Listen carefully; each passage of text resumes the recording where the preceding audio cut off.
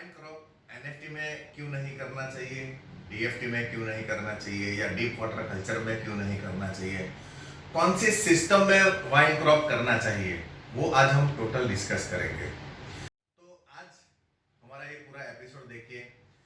Wine crop जैसे कि tomato, capsicum, cucumber जैसे क्रॉप लोग एनएफटी में और डीएफटी में या डीप वाटर कल्चर में करते हैं, तो क्या प्रॉब्लम्स आती है और एक्चुअली उसका क्या मेथड होना चाहिए।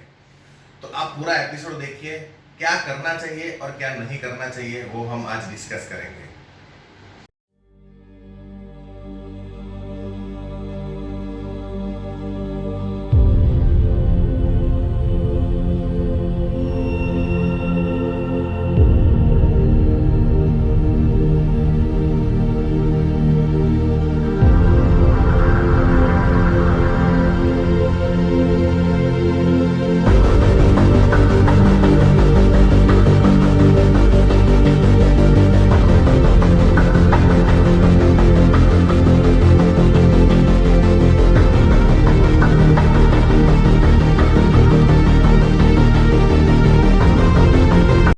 हेलो फ्रेंड्स, हम वापस अपनी सीरीज कंटिन्यूस कर रहे हैं और आज हम बात करेंगे वाइन क्रॉप के लिए जो सबसे सुटेबल सिस्टम है वो है डच बकेट सिस्टम। अगर हम स्पेसिफिक हाइड्रोपोनिक की बात करेंगे तो हाइड्रोपोनिक में डच बकेट सिस्टम यूज होता है।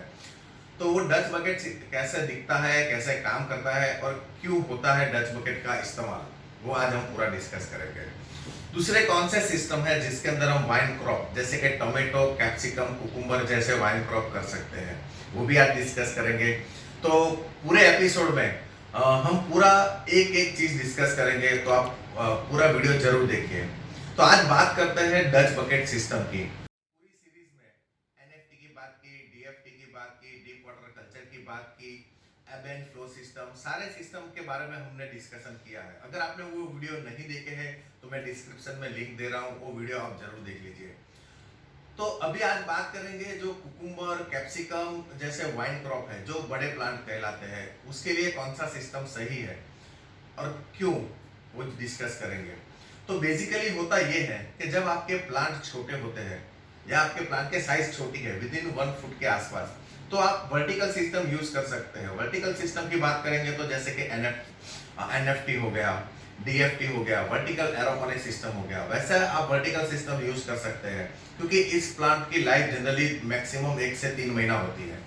लेकिन जब हम वाइन क्रॉप की बात करेंगे, टोमेटो, कैप्सिकम, कुकुम्बर जैसे वाइन क्रॉप की, तो वो इट सेल्फ वर्टिकल ग्रो करता है। जब वो वर्टिकली ग्रो कर रहा है तो आप वर्टिकल सिस्टम नहीं यूज कर सकते, तो उसके लिए आपको हॉरिजॉन्टल सिस्टम यूज करना पड़ेगा। और हॉरिजॉन्टल सिस्टम में बहुत सारे अलग अलग सिस्टम अवेलेबल है। तो जैसे कि ये डच बकेट है वो यूज होता है, ग्रो बैग जो अलग अलग तरह की ग्रो बैग आती है, कोकोपीट यूज होता है, ग्रो बैग में भी सर्कुलेटिंग और non circulating grow bag use होता है। लेकिन आज हम बात करेंगे डच बकेट सिस्टम की। तो डच बकेट सिस्टम क्यों ज्यादातर यूज होता है, उसके फायदे क्या है। तो चलिए मित्रों, आज हम बात करते हैं डच बकेट सिस्टम की। तो फ्रेंड्स, ये डच बकेट सिस्टम है, ये काम कैसे करता है वो आज हम पूरा एक्सप्लेन करेंगे। ये डच बकेट जनरली 10 से 12 लीटर का वॉल्यूम इसके अंदर रहता है। इसका जो डायमेंशन है मैंने यहाँ पर दिया है, इस तरह का इसका डायमेंशन रहता है। इसके अंदर आप देखेंगे तो एक साइफन पाइप है, ब्लैक कलर का साइफन पाइप है। वो साइफन पाइप होना बहुत ही जरूरी है, अदरवाइज आपका सिस्टम काम नहीं करेगा। तो इस तरह का साइफन पाइप होना बहुत जरूरी है। साइफन पाइप का फिटिंग भी प्रॉपर वे में होना चाहिए। यहाँ पर आप देखेंगे तो इसका फिटिंग प्रॉपर वे में करना है। वो काम कैसे करता है वो भी आपको मैं यहाँ दिखाऊंगा। तो ये डच बकेट सिस्टम है, इसके अंदर एटलीस्ट यहाँ तक, यहाँ जो आप देख रहे हैं ये पोर्शन, यहाँ तक आपको पूरा मीडिया भरना है। आप हाइड्रोटोन यूज कर सकते हैं, कोकोपीट यूज कर सकते हैं, बहुत जगह पे रॉकुल यूज होता है, रॉकुल के छोटे छोटे पीस यूज होते हैं। तो हम लोग ज्यादातर रिकमेंड करते हैं कि आप हाइड्रोटोन और कोकोपीट यूज करिए। ये हो गया डच बकेट का सिस्टम। यहाँ से जो एक्स्ट्रा पानी है, डच बकेट का जो पानी है वो यहाँ से एक्स्ट्रा पानी निकल जाता है। हालांकि इसमें साइफन सिस्टम है, तो साइफन होके यहाँ से साइफन होके यहाँ से बाहर निकल जाता है। यहाँ पर उसका पाइप सिस्टम आता है जहां से वो पानी बाहर निकलता रहता है। यहाँ पर आप देखेंगे तो ये पूरा डच बकेट का अरेंजमेंट है। नीचे पाइप दिया हुआ है जहां से वो रिटर्न जा रहा है और ऊपर से ड्रिप पाइप दिया है, तो ड्रिप पाइप से पानी आता है। मैं यहाँ आपको दिखाता हूँ ड्रिप पाइप किस तरह से रहता है। तो फ्रेंड्स, ये ड्रिप पाइप है और ये उस उसको सपोर्ट देने के लिए इस तरह का पिन बोल सकते हैं, तो उसको यहाँ पर इसके अंदर इंसर्ट किया जाता है और सिस्टम में इस तरह से उसको रख दिया जाता है ताकि वो ड्रिप पाइप फिक्स हो जाए। इसको रखने का एक सही तरीका है, आपकी प्लांट की जो जड़ें है या उसके रूट एरिया है उससे 2 से 3 इंच दूर रखिए। और अगर प्लांट जैसे जैसे बड़ा होता जाता है आपको वो लोकेशन थोड़ा थोड़ा दूर करते जाना पड़ेगा। तो इस तरह से डच बकेट आपको यूज करना है। तो हाइड्रोपोनिक में जो मेजर टाइप है ड्रिप सिस्टम, इसके अंदर एक डच बकेट भी आता है। दूसरा अगर हम बात करेंगे तो ग्रो बैग की, यहाँ पर आप देख रहे हैं ये ग्रो बैग है। ग्रो बैग के अंदर क्या होता है कि सेम ड्रिप में ही पानी दिया जाता है, ड्रिप यूज करके पानी दिया जाता है। लेकिन यहाँ पर जो आप फोटो देख रहे हैं वो नॉन सर्कुलेटिंग सिस्टम है। तो उससे होता क्या है कि जब भी आप न्यूट्रिएंट देते हो तो प्लांट को जितना रिक्वायरमेंट है उतना न्यूट्रिएंट वो ले लेता है, लेकिन एक्स्ट्रा न्यूट्रिएंट आपका वेस्ट हो जाता है। तो इसमें भी सर्कुलेटिंग सिस्टम बहुत लोग यूज करते हैं, हालांकि इंडिया में अभी उसका प्रचलन नहीं है, ज्यादातर यूज नहीं करते। अगर ग्रो बैग की बात करेंगे तो इस तरह के और एक लंबा ग्रो बैग अवेलेबल है। तो इस टाइप का ग्रो बैग भी लोग यूज करते हैं। इसके फायदे ये है कि आप मेहनत आपको बहुत कम लगती है और आप इजीली एक ग्रो बैग में 2 से 3 प्लांट यूज कर सकते हैं। इसके अंदर कोकोपीट होता है। जब भी इस तरह का आप ग्रो बैग यूज करो, आप ऑलवेज केयर लें कि नीचे की तरफ एटलीस्ट एक तरफ 2 से 3 कट लगाए और दूसरी तरफ 2 से 3 कट बॉटम में जरूर दें। वो बहुत जरूरी है ताकि आपका जो एक्स्ट्रा न्यूट्रिएंट है वो बाहर निकल जाए। जो बहुत सारी प्रॉब्लम होती है डच बकेट में वो ये होती है कि रूट रॉट का बहुत लोगों को प्रॉब्लम होता है। तो मैं ये रिकमेंड करता हूँ कि जब भी आप डच बकेट या ग्रो बैग के लिए जर्मिनेशन करते हो तो कोकोपीट में ही जर्मिनेट करें। ग्रो क्यूब जो इस तरह के ग्रो क्यूब है उसमें जर्मिनेशन से क्या होता है कि वो ऑलवेज प्लांट के साथ चिपका हुआ रहता है और वो ऑलवेज मॉइस्चर उसके साथ बना हुआ रहता है और प्लांट में रूट रॉट के प्रॉब्लम आने के चांसेस है। तो वो अवॉइड करने के लिए आप कोकोपीट में जर्मिनेट करें और जब प्लांट एक तरह से बड़ा हो जाता है इस तरह से उसके बाद ही उसको ट्रांसप्लांट करें। तो ये 2 तरह की ग्रो बैग यूज होता है कोकोपीट के अंदर, डच बकेट भी यूज होता है। तो ये डच बकेट का तो मैंने आपको यहाँ पर दिखा दिया है।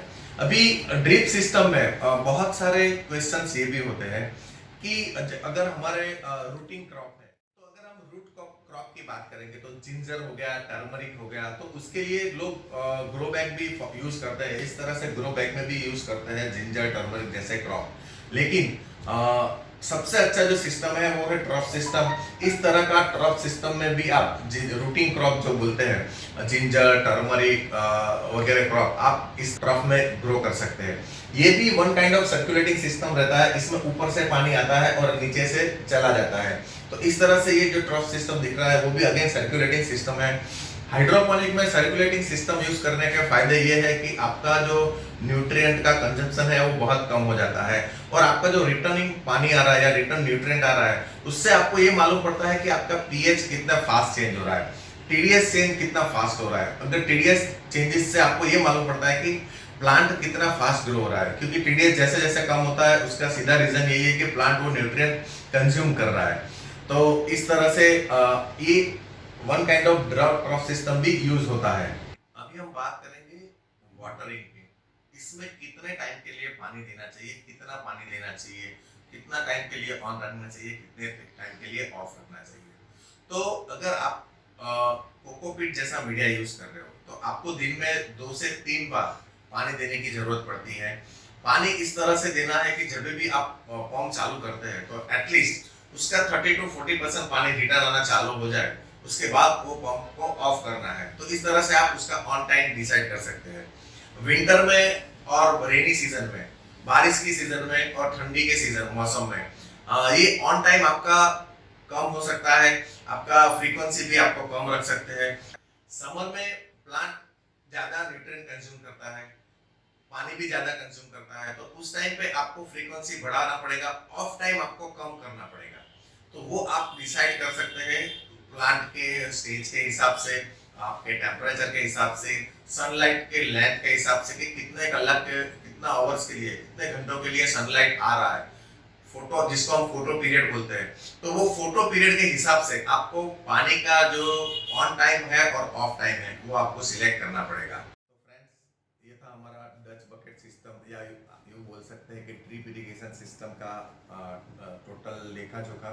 तो जब भी आप वाइन क्रॉप करते हैं तो आप डच बकेट यूज़ करिए, ग्रो बैग यूज़ करिए, इस तरह का लंबा ग्रो बैग यूज़ करिए। लेकिन आप एनएफटी, डीएफटी या डीप वाटर कल्चर में करेंगे, आप ठीक है हॉबी पर्पस आप कर सकते हैं, क्योंकि बहुत सारे लोग इस तरह के फोटो रखते हैं कि उन्होंने डीप वाटर कल्चर में किया, उन्होंने एनएफटी में किया। लेकिन क्या प्रॉब्लम आती है, आप पिक्चर में देख सकते हैं इस तरह का, उसमें कभी भी रूट रॉट आ सकता है। पूरा जो रूट है वो एनएफटी में एक घोंसला बन जाता है और उसमें फिर रूट रॉट के चांसेस बढ़ जाते हैं। तो कमर्शियल लेवल पे कोई भी हम रिस्क नहीं ले सकते हैं। तो इसके लिए डच बकेट सिस्टम या ग्रो बैग सिस्टम सबसे अच्छा मेथड है। आगे का जो हमारे एपिसोड है, अगर आपने नहीं देखा है तो आप जरूर देख लीजिए। हमारा टारगेट है कि जो ऑनलाइन ट्रेनिंग्स जो चल रही है वो ट्रेनिंग्स किसी को लेनी ना पड़े और यूट्यूब के वीडियो देख के ही आपको एक प्राइमरी आइडियाज आ जाए, पूरा समझ में आ जाए। Thanks again, Rajinikanth Sadani from red on grow.